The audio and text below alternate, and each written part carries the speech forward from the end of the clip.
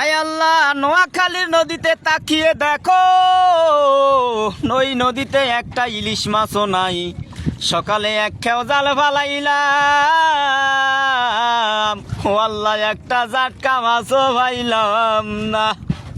দুইটা তিনটা হুয়া মাছ পাইছি গো বাবু,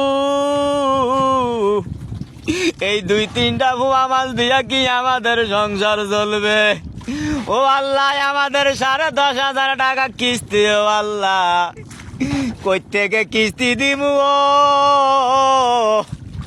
তুমি যদি নদীতে মাছ না দাও, ওই বঙ্গোপসাগরে এই বর্ষাকালে সিগনালের জন্য জাল বাইতে পারি না। আজকে দেশের নদীতে আমরা ছোট্ট একটা দাঁড়ের নৌকা নিয়ে 3টা মাসুম বাচ্চায় আসছি।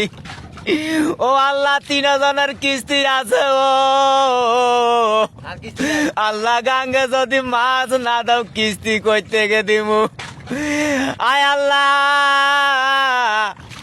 ওই কেস মামলা সামলান যায়, কিন্তু কিস্তি আলারে সামলান যায় না। কিস্তি দেরি হইলে আমি তবে বাসা ব্যবহার করে, আর নয়তো বলে তোর ঘর দিয়া দে। আল্লাহ, ও গাঙ্গে মাছের ব্যবস্থা করে দাও গো মাবুদ।